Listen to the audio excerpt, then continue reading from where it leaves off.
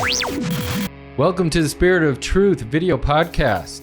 It's been a while. We had to move the studio, but we're back up and running.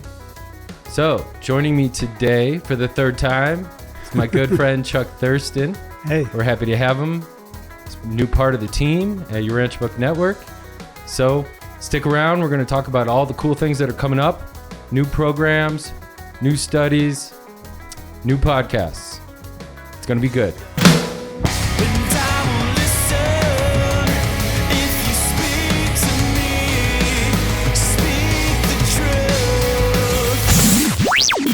Welcome back.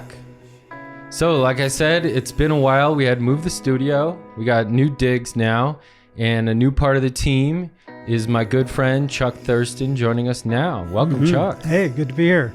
All right, man. Good to be back at it. Yeah. We were down for a little while, but as you can see, we got a move here in Boulder, and Chuck joined us. We're really happy to have him. It's such a huge addition. Thanks, man. Great to be here. Great to be here. Yeah. Be closer in, more a part of the team. Right on. Yeah. I feel a like-mindedness with you, and it's nice to be able to do solid work with integrity. Mm-hmm. So, thank you guys for sticking around and all the support. Shout out to all my friends out there, people who have called, my buddy Shane who just called. It's nice to get in touch with people who are fans of the show and feel inspired by the show. And that's the whole inspiration to me of having this show, is to share other personalities that I know well and appreciate, who have taken on the teachings of the Urantia book and actualized it into their life and brought it into practical ways of serving and sharing truth. So hopefully that's an inspiration to you guys at home. So one of the guests now today, who's going to be a regular in some of our upcoming programming, is Chuck. So welcome, Chuck. Yep. Let's get on board with what's going on now. What are you working on right now? Well, I'm working on this podcast for today, among other things. Yeah. And it's just so exciting and so much fun to be digging into many different topics in the book, like the ones we've been covering in the series we've been doing, the study group series. Yeah, for those of you who aren't familiar, we just launched a new project. It's called Study Group, and we've been inviting people on Zoom to come in for a topical study of the Urantia book, and then we've been live streaming it on Facebook, and we're going to try to live stream it on YouTube as well. Chuck and I have been hosting it, and it's been really valuable, I feel like. Oh, yeah. The research and the study to prepare has been great fun, and to deepen my own understanding of some of these things, and then to be able to talk about it and share it, like we did the 6-part series on the vestigial traits. Right. We tend to carry over from this life into the. What's your takeaway from that? Into the mansion world. Well, study group? That we can look at those traits and work on them now. We can become sort of like kindergarten Urantia, sort of like Urantia kindergarten. We can begin. They give us hints about the kinds of things we have to work on when we get there. So that's great to know that, because it means we can look at those issues even now during our lives and prepare, maybe be better, in a better place when we get there. So these vestigial traits, particularly what they call animal traits, come from our evolutionary animal origin, that can plague us and lead to a lot of unhappiness. To focus in on those and look at them more closely. That was a great study. Yeah, I appreciated it. A lot of support from other people who helped in that study too. Sure enough, yeah. Well, I guess one of my first questions is then, have you come to some kind of pattern or routine or some kind of formula or technique, method that you do when you're doing research from the Urantia book? Well, we're really gifted now at this point in time with technology to have, good search engines. Because when the book was first published, the readers of the book didn't have that. They had to thumb through with lots of, bookmarks and underlining and all of that, which we've all been there. But to be able to go to a search engine and correlate, like you look up one thing and then you find it in other places of the book, then you can go online and also look there and compile a kind of an overview of the meaning of some of these ideas and concepts. in a way that is only possible now. I mean, this has only been possible in the last, I don't know, a couple decades maybe, but it really deepens our capacity for study, I think. Yeah. It really reveals the marvelous architecture of the Urantia book, the way the concepts are so consistent across all 2,000 plus pages. It's just like phenomenal. And that tells me that they're talking about reality, and that's why it's that way. It's not just some author's theories. They're actually describing what's real and trying to reveal that to us. So it gives it an inherent continuity and unity in the complexity, which my appreciation for that only grows the more I study. Yeah. So it's really fun to do these little research bits. Yeah, I've noticed a kind of a familiar method in my research lately. It's kind of, well, at least for that vestigial traits study group that we did, because it was broken up into 6 parts because there's 6 traits that we all have to work on. Right. Is kind of the formula of seeing the vestigial trait, seeing what the Urantia Moda talks about, things that we have to work on, researching instances of that vestigial trait showing itself in the Urantia book, and then seeing where the fruits of the Spirit might influence that or play into that relationship, and then see how Jesus lived out his, I would say, artful way of living, of dealing with vestigial traits, or mastering the self-mastery of Jesus in it. Yes. So that then compiled together equaled, I felt, created a nice, well-rounded perspective of, okay, what's the issue? Where does it show itself, and how are you familiar, or can you become familiar with how you deal with it? What's some of the advice of some of the training that we might look at? And then how did the master do it? Exactly. Yeah. Well, and then eventually we come back to ourselves as well. Right. And that's kind of the heart of it, is seeing these traits to whatever extent in ourselves, and having new sort of traction, new foundation, new grounding for how to evolve ourselves, work on ourselves. That expression, working on ourselves. People talk about that. And it's so interesting with Jesus, because one of the comments they make about the Spirit of Truth is that it reveals the Father's spiritual nature and the Son's moral character. So these vestigial traits are really about moral character. And Jesus, you think about Jesus and you just want to sit up straight. You know what I mean? You want to be at your best. I do. Yeah. I do. Well, Not everyone does. I think there's the Spirit of Truth kind of naturally, if you're sensitive, if you believe Jesus is who he is, and all of that. If you have a relationship with Jesus, right? Yeah, right. He has that influence. He makes us more upright. He makes us want to be proud. Makes you want to clean your room. It makes you want to clean, right? You know what I mean? But it feels good though. It's not a burdensome influence. But more like it's a liberating influence. Okay, I have a reason to be my best. It's also very loving. And very loving, peaceful. Yeah. Right, because he's got a sense of humor and everything else. It's not like and so much peace. I mean, yeah. The more we read about him, he's always like, peace be upon you, peace be upon you. I leave my peace with you. Right. Well, that's what we're going to get into today, right? Yeah. Yeah. So for you guys who don't know, Chuck assembled in some of his research pretty powerful quotes from Jesus. Yeah, a compilation from the Urantia book, right? Right, of famous sayings and watchwords, things that Jesus would repeat on different occasions. Okay. Yeah, and there's a lot more than I thought. There are a few came to me off the top of my head, but the more I dug into it and the more I looked, the more I thought about it, really, there's a lot of these. Yeah. And every one of them, even if it's only 3 or 4 words, has a very powerful message. Well, I find they always say, to those he helped the most, he said the least. Sure. And I feel that's the same way with his quotes. It's very zen about it. Yeah.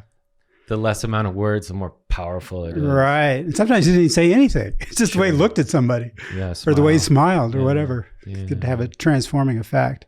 Okay. So I like the idea of trying to feel his presence through these words. Yeah. We're so fortunate that the midwares have given us this gift of the words of Jesus with some accuracy that we can count on. Yeah. And one of the things that we were just talking about before the show was Jesus's voice. They say that his voice was musical. He had a very special quality. It was musical but authoritative, which is like, wow. Imagine that.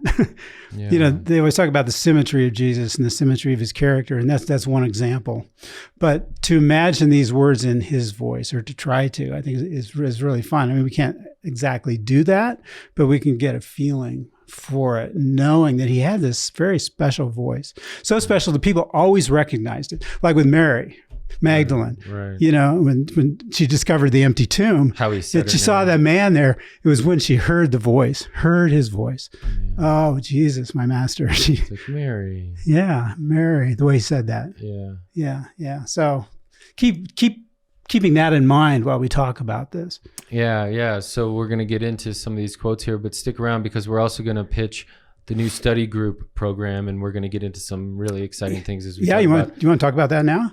Well, we can, or we can get into the meat of the program. It's totally up to you. Yeah, okay. We could say some of that, the stuff that we're going to get into is just to talk about what's coming up, and the study group is something that's coming up this week. So great. Starting Monday, it's going to be cool. We're going to dive into some topical studies on the human heroes of the Urantia book. So we can get into that more later. Yeah. Right now, let's continue on this thread of All right. powerful one-liners and 1 to 2 liners by Right. Jesus. Yeah. Well, one of them that comes up right in the beginning of the story is he had a way of saying, "Follow me." Right. And that was his message to his apostles when they were being selected. That's what he would say. You know, he would say, "Follow me." Okay. And such a simple message, but so deep and profound if we extend that to ourselves and to even our universe career. To follow him. To follow Jesus. Yeah, because another thing he said is, "I am the way, the truth, and the life." Right. Right? So that has this eternal projection of possibility kind of embedded in that message, which I think is also there when he would say, "Follow me." He's not saying just follow me today. He's saying follow me for eternity. Right. I mean, do you get that kind of feeling from it? Yeah. Yeah. This is the way. Yeah. Right. So before the show, we were trying to imagine how he said that. Because there's how to say follow me? The inflection. Yeah. Yeah, there's so many ways. Well, in particular towards Nathaniel, right? Well, that was one example. Right. Yeah. You're right. Follow me. A genuine Israelite. Something to that effect. Well, I kind of feel like I can maybe guess to what it sounds like when I introduce the show. And I welcome and invite people to stick around. It's going to be worth it. Yeah, it's like an invitation. Yeah. It's like an invitation. It's not a command or an order. It's more like an invitation. And I discern value in this. And I think you might too. Yeah. So anyway, that's one of them. Follow me. So we're trying to do that. And we have the Spirit of Truth to help us with that. And I think it's important to engage with the Spirit of Truth to know where we need to follow him. Right. Or what that even means. Yeah. I feel like maybe if I'm just kind of tackling life on my own without engaging the Spirit of Truth, then I'm not following a leading. I'm just kind of trying to do what I can. More temporarily, less patience. Sure. Perhaps. Yeah, I know what you mean. Things just bounce around inside my head. My thinking all becomes self-referential. Sure. You know what I mean? So you get into these thought loops that don't go anywhere. Right. Because it's all just bouncing off the inside of my head, sort of.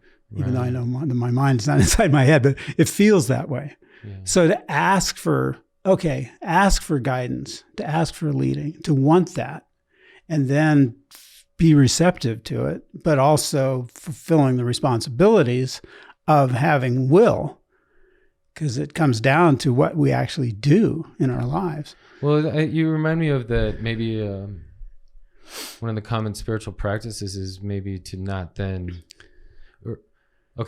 is to maybe even ask for help or try to attune to, or whatever it is, find some resonance, and then get a vision or a feeling. And then that's the end in itself. There isn't then the understanding of, okay, I need to complete this. This vision is for some service task. Right. Right. growth or something. Right. It's like the whole supreme connection. Sure. Experiential steps. Yeah. The God of action. Mm-hmm. Right. It's not enough to be something. You have to do something. So it's not enough to feel good. You got to do good. Right. Exactly. Yeah. And that's where you feel even better. Right. Yeah. And that plays on it. The satisfactions of service Absolutely. are real. Absolutely. It's not just a chore. You really do feel good. Yeah. Well, especially when you feel like you're on a team that includes celestial personalities. Like the seraphic planetary government, for example, that this planet is looked after. And for people at home who don't know what that is, can you give us the well, it has to do with angels. People familiar with that concept.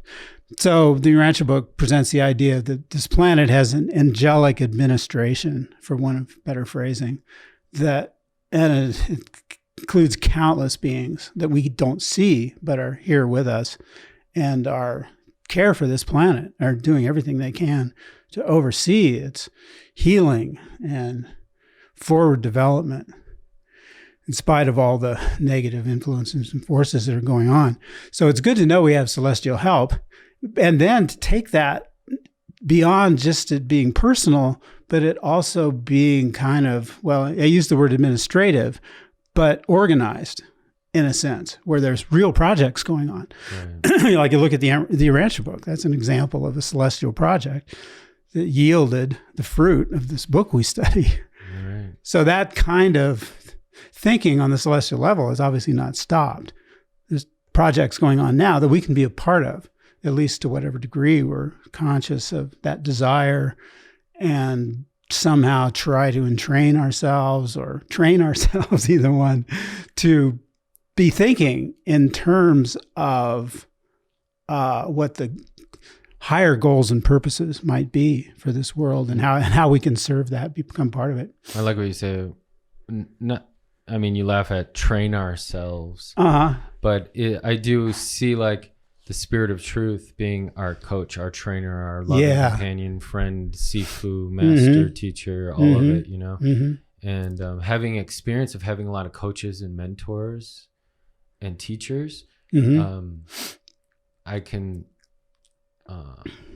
relate to it. I can recognize that love that comes with caring for someone's future and well-being and how they apply themselves and development of their skill set and all of that. Yeah. And have that be meaningful, have that connect. Well, it has a purpose. Right. That's bigger than ourselves. Right. Yeah. Yeah. There's so much satisfaction in feeling like, to feel like you're working on something that's bigger than yourself. Yeah. I just love that idea that, the part in the whole, like there's a whole that we can take responsibility for. We can volunteer, in a sense, to take responsibility for the good of the whole. Well, that's the beauty of the concept of God the Supreme, that's the whole of, there's two art projects we're working on. One is our soul, and then the other is the Supreme. And it's like a combination of everybody's work. Right. So it's a huge combined art effort, creative, spiritual art effort, and also personal mastery and development art effort as well. Both. Yeah. And they tie together. The one adds meaning and value to the other. So that's kind of in the nature of the Supreme, that our unique contributions are part of the emergence of value in the Supreme. And without each of our contributions, those contributions would not be there. Right. So there's just a kind of a wonderful invitation again to participate. And to be unique in your own participation. Be unique, where your uniqueness has value in your participation, because it means you can offer something that nobody else can offer. Absolutely. And each of us has the opportunity to do that, which is like, wow, what a great thing. What a great thing. Well, cool. Okay, so before we go too far, let's go to the second quote. All right, we can spend all day on the first one. Yeah. Okay, I love this one. Jesus loved to say, rejoice and be exceedingly glad. Yeah, good cheer. Rejoice, be of good cheer. Let not your heart be troubled, neither let it be afraid. Yeah. So how is it that he could say these things? That's so I don't know if counterintuitive is the right word, but it's so not like our usual experience, particularly in this world, because there's so much going on all the time even if it, regardless of how much it touches us, not to mention our own issues, trying to struggle with our human experience of growing Practical up. living. Yeah, right. This idea of, okay, how can I rejoice? Be exceedingly glad? Okay, what is there to be glad about? Right? If you just, all you do is like look at the news or something, you might not think there's much to be glad about.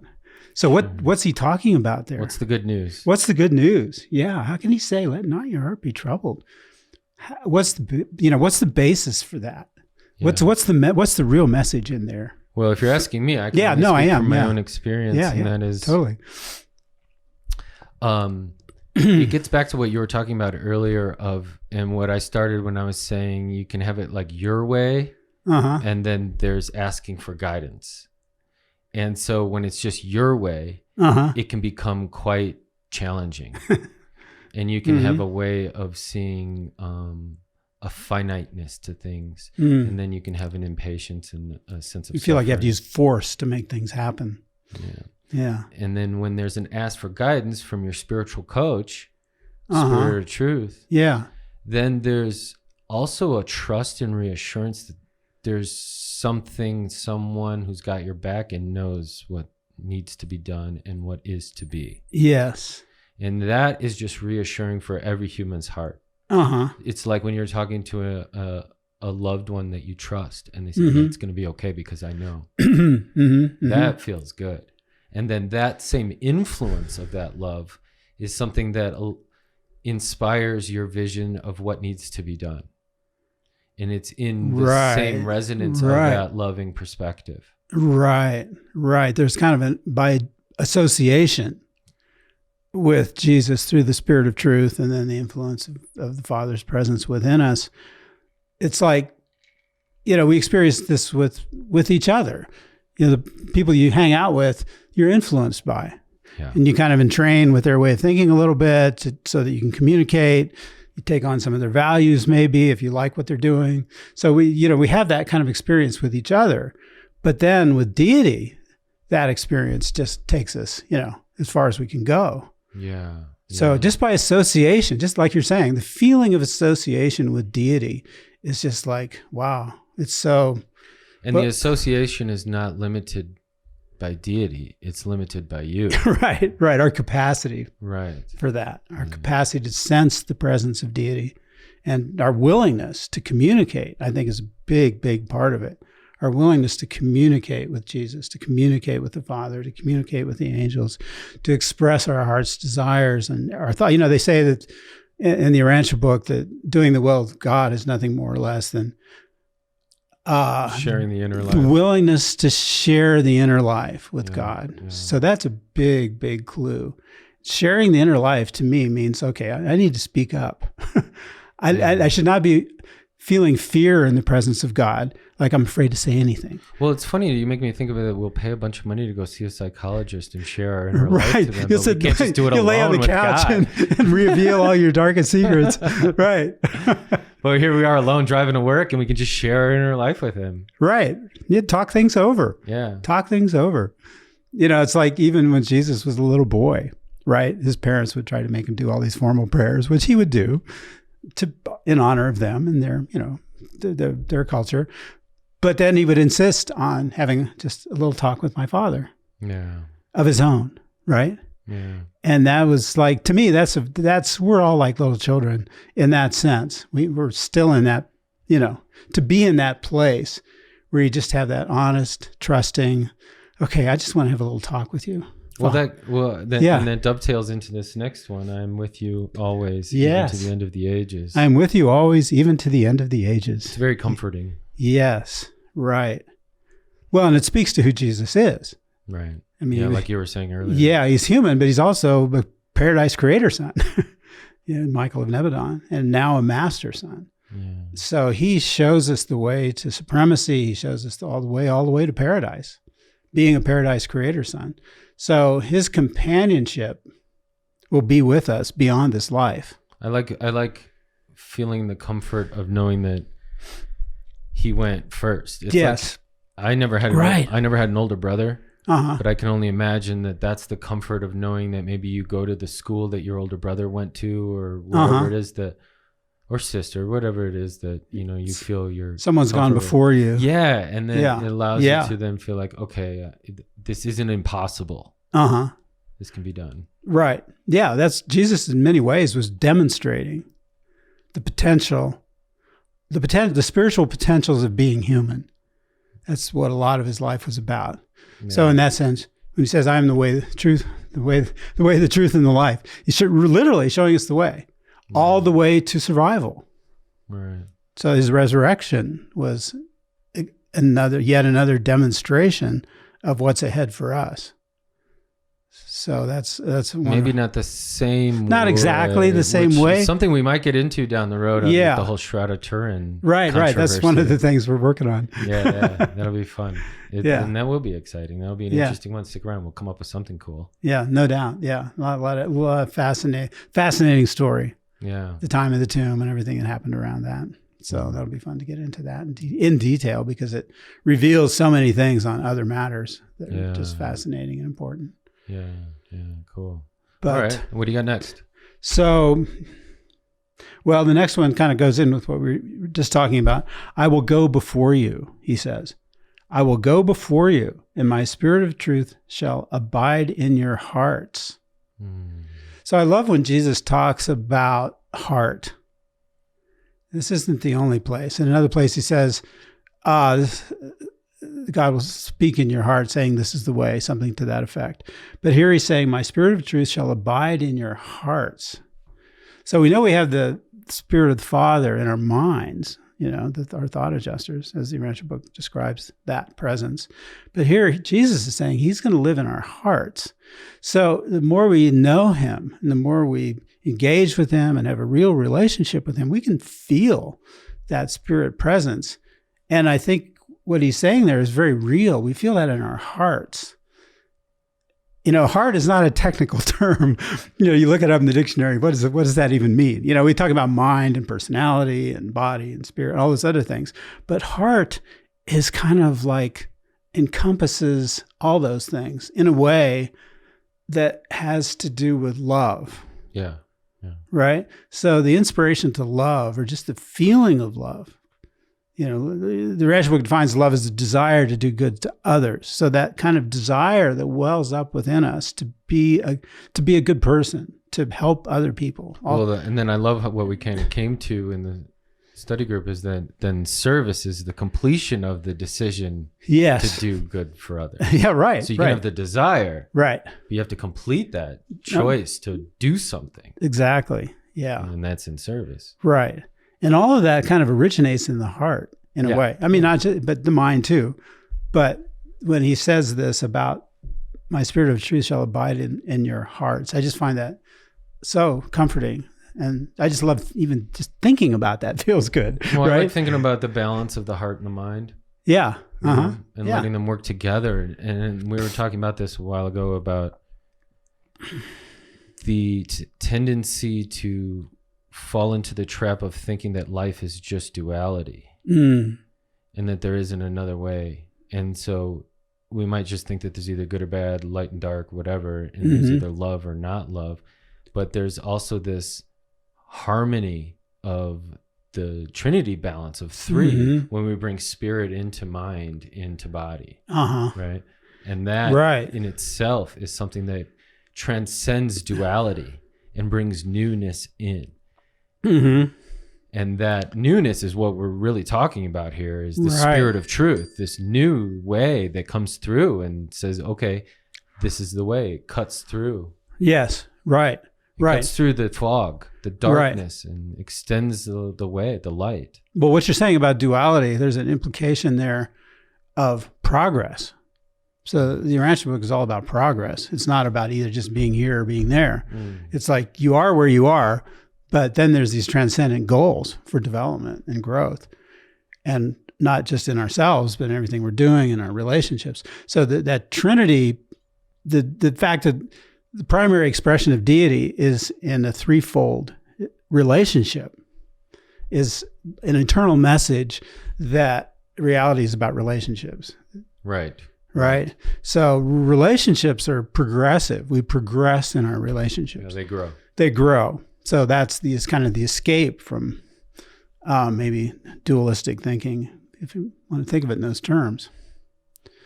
Yeah. So it's a universe of relationships, and that's what makes it just like endlessly difficult, but also endlessly fascinating and fun and challenging and rewarding, and particularly as we're able to engage in a loving way. With all relationships, including with God and each other.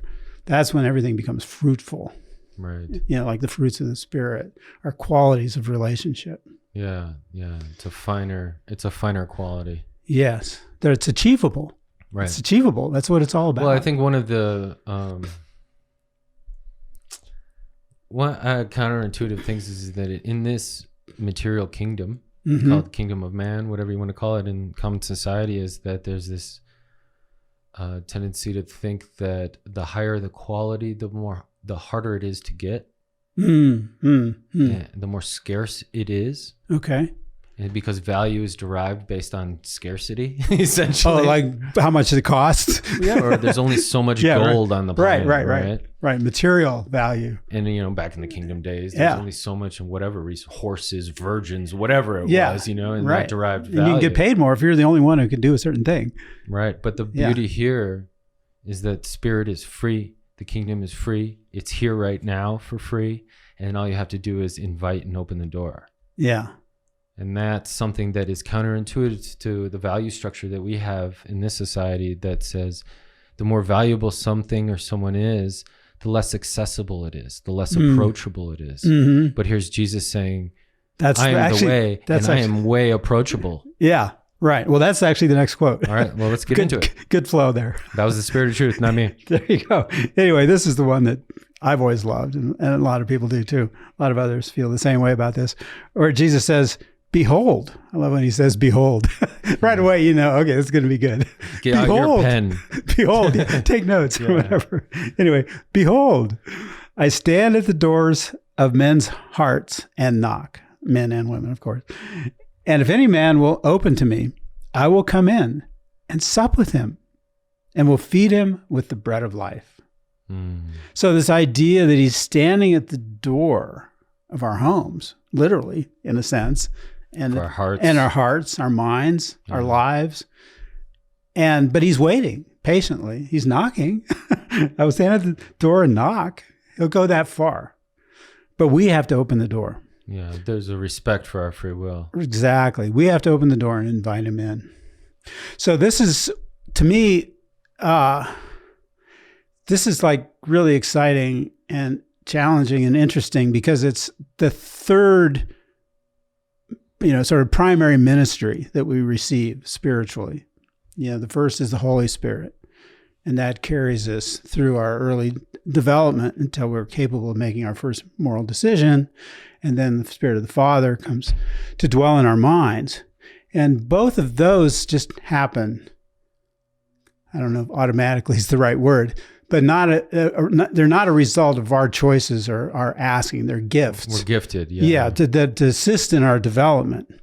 And then the combination of those two prepares us to recognize the Spirit of truth, to recognize the reality of Jesus as a human expression of deity, and invite him into our lives. And then for that third of those three ministries, we have to make a decision. We have to act. Yeah, we have to make that choice. I know a lot of people might be turned off by the name of Jesus because of what has been referenced in the past or whatnot, or Catholic Church or whatever it is. Who knows? Bad parents or mean people. Whatever. Well, it's a rebellion planet too. But Jesus has been under attack since the day he was born. Yeah. Literally. Yeah. But I will say that there's such a divine intelligence in the Spirit of truth. Yes. It's a liberating property in not having a term association. I mean, the Spirit of truth, it hasn't gotten tarnished in quite the same way. Yeah. The language is right. It doesn't bring up maybe so many. I wish my phone wasn't doing that. Okay. Anyway, yes, no, I totally agree. So the Spirit of truth is wonderful that way. And we know that that's the Spirit of Jesus. Right. It actually literally is his presence. Still working with everyone who doesn't call it the Spirit of Jesus. Sure. Yeah. just, the sincerity of heart to want to reach higher, to want to reach beyond yourself, to want incoming from higher levels. Yeah. Even just thinking of, the concept of the higher self. Okay, how do I become more like my higher self, whatever that is, and that implies the Father's presence, the adjuster presence, and all of that. So, it's been fascinating to me to study the Urantia book and see that the universal bestowal of thought adjusters and the Spirit of Truth were gifted to the planet at the same time, following Pentecost, following Jesus' life. And to me, that says they're designed to work together. They're Absolutely. Tended to work together. We have that spirit influence within us, and then we also have this sort of companion influence of Jesus.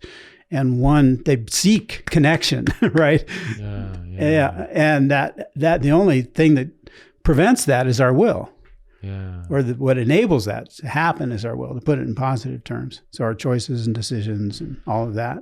Man, that Pentecost is such an important day. And it makes me think about another program that we got coming up. We're going to do the Jubilee celebration. That's going to be Jubilee of Jubilees. Yeah. And that's Pentecost. It's essentially the day that the Spirit of Truth was bestowed in the universal outpouring of the thought adjuster. Right, exactly. So that's what this is all kind of talking about. I mean, that all happened.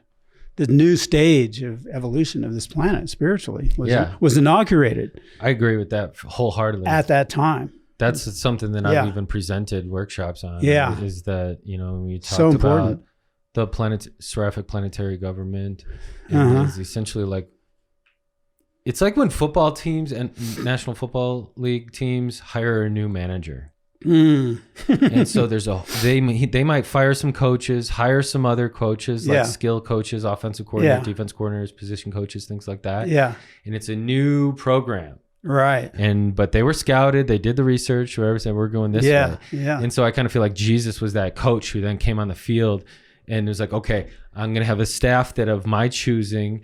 I'm going to deploy the plans that I'm drawing out and scheming with the coordinators that I feel comfortable with. Exactly. Yeah. Well, and he terminated the rebellion on the level of the superhuman administration of the planet. So what you're saying is literally true. All of the rebel were fired. They were all fired. All the rebels were all fired and actually taken into custody.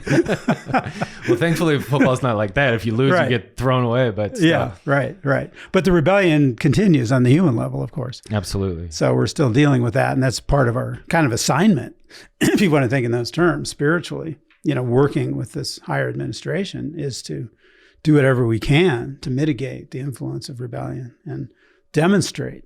Yeah, I think part of that is actually having a game plan as far as action plans. Yeah. So like back some time, I consecrated my skill set in a practical manner with divinity of how I can serve. And I think we all are called to do that essentially. Yeah. And that's when we're getting on board into a team and a project that's greater than us. Right. Even if we can't see it with our eyes. Sure. We know it's there. Well, I reflect sometimes when I'm driving and maybe to work or send out books or whatever it is, of what would my life be like if all of my focus was just on the things of me, like to get my house, to get my family, to get my career, to get my things, all felt this title of which all have legitimacy. Absolutely. But if that was my driving focus, right? Instead of just to be vulnerable, my drive is like, how can I serve with divinity and share truth with the Spirit of Truth and serve this revelation in a way that takes from my own skill set and acquired skills and trust that there's coordination. Yeah. And I know that there is, because I am who I am and I have what I have and I'm a part of what I am a part of. And that's something that's way more than what I would have had if I just focused on myself. Right. Yeah. And that's the beauty of it. And that's what I was reflecting so thankfully. And just so appreciative of the teachings of Jesus of saying, seek first the kingdom. Right. And what it means to live loving service. Not that I do all the time by any means. Well, we do the best we can. But we have these intentions and what we make decisions. But the lesser is included in the greater. Absolutely. Something like that. And making that decision, like staking something down in the ground and going towards in a direction that divinity can work with, They don't want you to just flop and be Right. fickle and change your mind every day. You're right. And all of a sudden, your unique skills become very valuable. Yeah. And there's an invitation or even a need to develop them, Yeah. to be able to serve in the unique way that each of us has, and the unique capacities that each of us has. Yeah. It reminds me of with each enhancement, there's a whole nother realm of potentials that are Right. created. Right. Yeah. Actuals create potentials. Yeah. Yeah. Yeah. No, totally. That's really true. All right. Well, we Anyway, went down that rabbit hole. What do we got next? let me just, if I could point out one more thing about Sure. what we just read that I find very, very appealing is how he puts this. So there's the part about knocking, and we open the door to him. And then he says, I will come in and sup with him and will feed him with the bread of life. So there's a kind of a feeling of home in that. There's a feeling, I will come in and sup with him. It's like having Jesus over for dinner or something. Yeah. There's a seriousness, but an informality, very personal. That's very personal. Yeah. It has a very personal feeling that you could just imagine him there, just sitting there next to you. Let's talk things over. Right? Right. Yeah. Well, I always say it like, if invite the spirit of truth over for supper. Yeah. Right. Right. Like, right. it's like, get really vulnerable, Uh-huh. exchange your mind for the mind of Jesus, Yeah. and invite the spirit of truth over for dinner. There you go. If you can really be authentic and sincere about that, you'd be absolutely. surprised what can happen. Absolutely. Yeah. Yeah. Anyway, so I just wanted to highlight that personal quality Yeah. of relationship there. Well, It's not like get down on your knees and feel guilty and beg for forgiveness. That's not what he's saying. yeah. Thanks for pointing that out, because Yeah, I yeah. do see it, and He says, I'll sup with you. I'll feed you with the bread of life. Yeah. Yeah. Stand up, get off this mountain, Yeah. You're not helping from there. Get down there. Like the young man I'm who's with you. afraid. Yeah. Right. Huh. Yeah. Yeah, I know. I have a lot of friends who are kind of like, but at the same time, it's all based on what your experiential needs are at that time in your development, because Yeah. sometimes you might feel guilt. Sure. and No, shame. we all, yeah. And so you think that, okay, in order to cleanse myself, I need to cry my eyes out, I need to get on my knees, whatever it takes to get Yeah. as low Yeah. Well, into sometimes- Mother Earth as possible, and just recharge, replenish, recycle into Sometimes something new. cathartic experiences are very powerful. Yeah. They can be. Yeah. Yeah. If they're genuine. But when you look at it as something like, let's say, okay, so we talked about how we're on a team and we're working Right. towards a project. And so if you're on the field playing, Uh-huh. you don't want your teammate to get down on their knees and start crying Right, as, right, as right. a means They gotta to be- play better. Right. You want to be like, stand up. You can do this. Right. We need you. Come on, man. Now's the time. Exactly. Yeah. Exactly. So there's an encouragement in that. There's like, I'm with you. Don't worry too much about whatever's in the past. Or like he said with his apostles, they spend too much time regretting the past. Oh, gosh. That's the best. Why does the heathen rage? Yeah. Regretting the past. What was the rest of it? Oh, I mean, more or less, it's like regretting the past, worrying about the future, and whining Yeah. over the present. Right. Yeah. Well, that's because it goes down to his teachings of saying, why does the heathen rage? Because they know not the truth. They Yeah. can narrow their focus and just run down over the defenses and break through the walls. But why do you do all that? Because you obey not the truth, right? Like, the truth, but you're not obeying its beckoning and heeding call of what it asks you to do. Yeah. Right. So just be about the stuff that needs to be done, and you'll feel better. Well, that, yeah. You'll forget the past because you're too busy working on the present and anticipating the future and, trying to get a vision of where it's all going that's positive and how we can all participate in that. And then all those tendencies just evaporate. I mean, Jesus was a master psychologist. Oh, yeah. On top of being a spiritual teacher, he understood human psychology very deeply. And a lot of his teachings are really essentially psychological. I mean, they're spiritual, but they have a very powerful psychological component. Yeah. And he was not afraid to call that out when necessary. Well, you made me remember how it says in the Urantia book where, it's like, don't worry, these teachings will rule this world one day. Yes. And even in our behavioral sciences and things like that, it's coming out. The techniques that he was using, we are now able to see the value in them, even in an academic way. Some are, yeah. Yeah, or science way, or whatever it is. Right. Even his healing. I mean, we talk about the power of love and intention and what that is. And that purity of heart. Yeah. And purpose. Right. And how right. powerful that is. Mm-hmm. And how transforming that can be, even to the point of healing. Mm-hmm. When it's combined with faith Mm-hmm. and spiritual power and all those other conditions. Healing for ourselves and others. And others. Mm-hmm. Yeah. Yeah. Okay. Let's see. Well, the next one I got is, these all have a similar spiritual feeling, but a little different, twist to them. Here he says, my love overshadows you. My spirit will dwell with you, and my peace shall abide upon you. So this is one of the examples where he talks about peace. What was the second one? It says, my love overshadows you.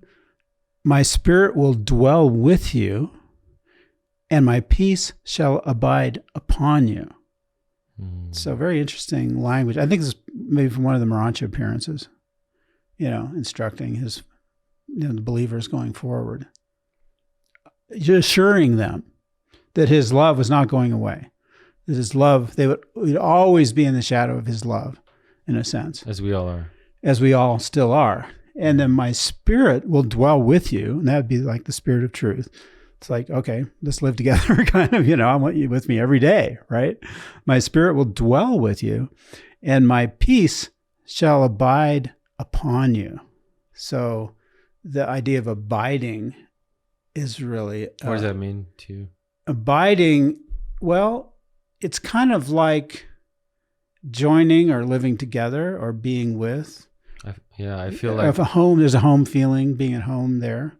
Right, you abide in your home. I also feel like what we were just talking about will abide upon you. Abide upon you. It's like I'm waiting on your doorstep, and you're going to invite me in your house so I can abide upon you. Type of, I'm bringing over dinner. Or you let me in. Right. Yeah. Into your home.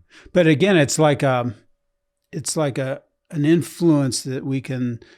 I don't know, like not an umbrella is not a very good enveloping analogy, but there's a peace kind of raining down on us in a sense. I don't know if that makes sense. No, it does. That's what I was talking about earlier. Yeah, we can live under an umbrella of peace, or we can have an aura of peace.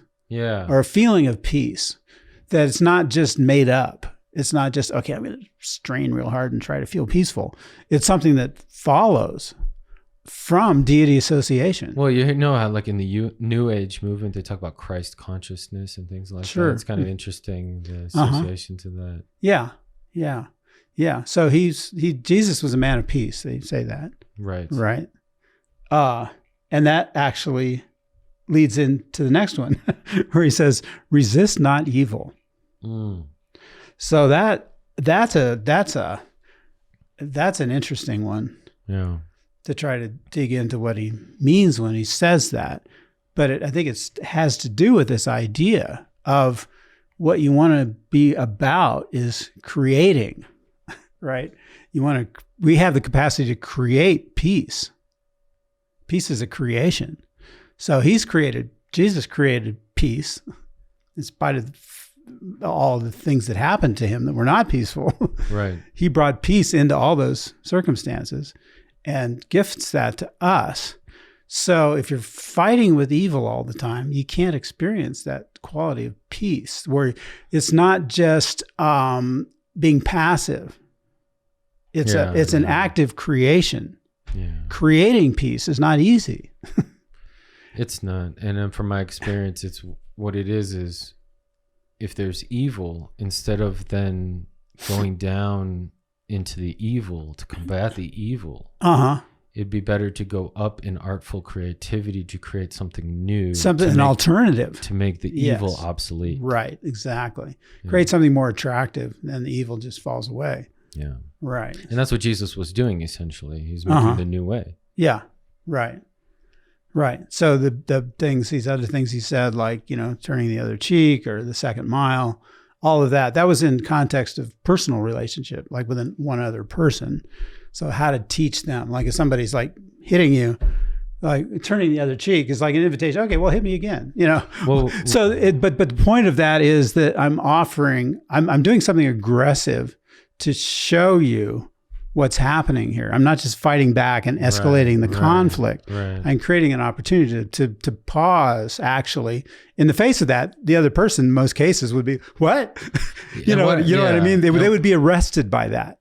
Yeah, they'd be shocked. What I like about what the Urantia book shows in that particular lesson is that he says, if you have nothing more creative to do than turn the other cheek at least, and let them see what's happening, like you were saying. And then it leads me to think that Jesus, being such a master psychologist and social artist, that he probably would have done something that he wouldn't have to resort to turning the other cheek. There'd be something even more creative that's there. Sure. But that's the master. It is. But the point of the lesson is to do something action-oriented forward towards the positive. Exactly. And that even action is the more valuable thing. It can be negative and a mistake, an error, but the fact that you're willing to put forth an expression, to just be passive and to just take on evil and accept evil in a way is not very creative and reflective of the loving light of the Father that's within. Yeah. It doesn't mean that then you have to become evil and attack it. It means that's the problem with resisting evil. At the least, turn the other cheek. You're right. Or the second mile. That's even a better example. Yeah. Somebody forces you to carry their pack for a mile or whatever. He says, well, volunteer, offer to carry it for another mile. Right? And then they'll see the goodness in your heart and they'll think, wow, this person's just gifting me this. Right. And they'll think, it might change their thinking. So that's the idea, is to go about doing, you would say, go about doing good. You're right. Yeah. Not just getting in fights all the time. Well, not having to prove that you're right. Yeah, well, that's part of it. Yeah, it can be. Yeah. Yeah. Because you can withhold valuable things from people because you want them to learn or whatever, learn their lesson, and before you give them anything or something like that. Right. But that's also like being a wise parent, I assume, is still that, you have to be discerning about what you're bestowing upon someone. You got to be wise about how you do that. But, and he also said, be wise as serpents. Right. So serpents are usually associated with evil. So he says you have to be at least as smart as the people who are doing evil. Right. If you're going to overcome that evil with good. You have to understand it. You have to see. It's like, you could ask, well, why does the Urantia book include so much about the Lucifer rebellion? It's part of our task here. It's part of our assignment, or part of our education in universal reality, to understand evil, to understand rebellion. So we're not stupid about it, right? But not to be absorbed by it. You don't identify with it. Right. It doesn't make evil good. No.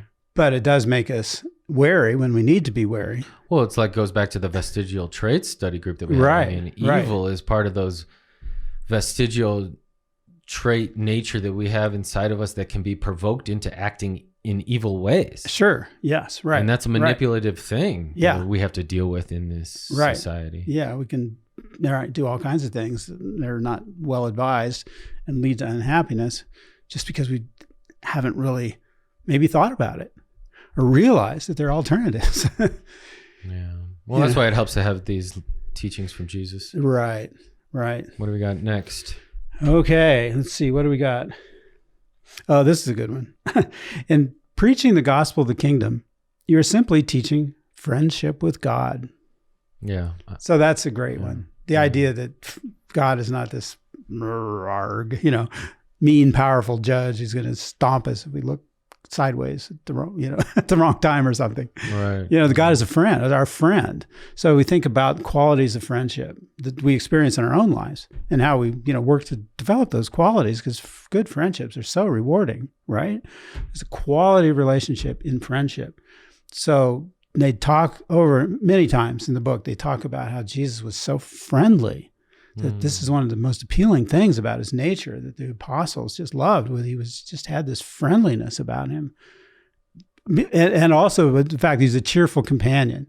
He was cheerful and he was friendly. I mean, not to say that he didn't go through dark places, but that idea of friendliness is just, to me, just like one of the keys to understanding deity, understanding God even, is that, okay, I don't have this like judge who's sitting inside my head all the time. just waiting for an opportunity to call me out on some stupid thing I did. Yeah. Rather, it's more like an invitation. Okay, well, whatever. Let's try and, let's think of some better things to do, right? So, yeah. So we don't have to go through all these. Okay.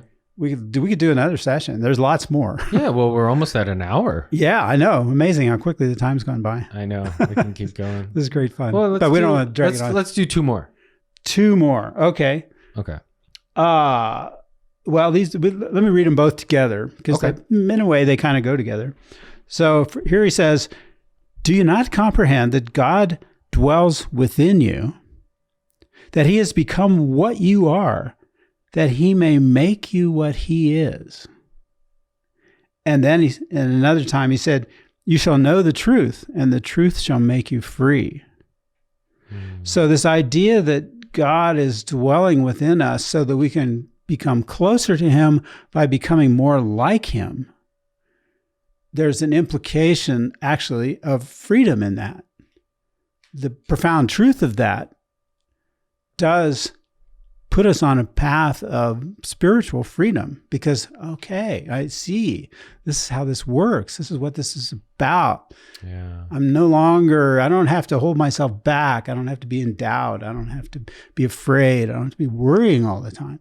And all those, tendencies tend to imprison us and stop us from doing the things that we need, we really maybe in our deepest heart want to do.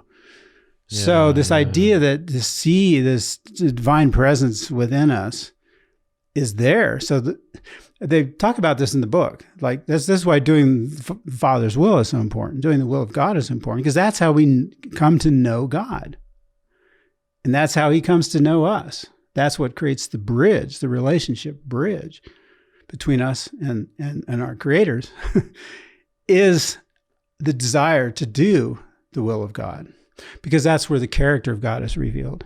Yeah. And that's how we can grow in our character, become more like that, to take on those traits of divinity, like the fruits of the Spirit. As we become more godlike, then we can have a stronger relationship with God. So then the love can flow more strongly, and our worship experiences become deeper and more real and profound, which inspires us, of course, to serve inconsistent with that. And that's where true freedom lies, I think. Yeah. To know your purpose and be doing it and just like, man, I'm so excited to be up and about it today. Yeah. Right? Yeah. Having the direction. Right. Purpose. That kind of soul liberation where you feel like you're on the right track. Yeah. And it is like, this is a nice kind of culmination of everything we talked about, of the balance of the 3, the body, mind, and spirit, to all in your creative purpose that you are passionate about, is serving the greater good. Right. And you figure out how to make that happen, how to connect beyond yourself to bigger purposes. Yeah. Right on, man. Okay. All right. Well, good deal. Invite you guys to find your greater purpose. Go within, invite the Spirit of Truth over for dinner. It's the way to go, at least in my experience. Chuck, I just want to thank you for joining us. Sure, absolutely. Great fun. I know we'll see you again soon. Yeah, right. We got a study group coming up this week, Monday, Wednesday, Friday, 2 p.m. Mountain Time. I'll try to live stream it on YouTube and Facebook. If you're not subscribed to the Urantia Book Network Facebook page, please do so. Just search Urantia Book Network. Heroes of the Urantia, human heroes. Yeah, so the study group's called Human Heroes of the Urantia Book. We're going to start with Akhenaten, the Egyptian pharaoh, who was quite the awesome character, and perhaps not painted in the best light publicly, but that's still okay. And then we'll get into Mary Magdalene. Yeah, that's going to be fun. Yeah, and then we'll get into John the Baptist. Yeah. So join us if you can. And then next week also, we've got the Jubilee of Jubilees too. So we'll be with Bro Josh Wilson and Diane Lebrecq. A lot of cool stuff coming, man. Absolutely. So we appreciate all the support. Thank you guys so much. Love you guys. God bless. Keep coming back. Have a great week. And thanks again, Chuck. Sure enough. Couldn't be better. All right.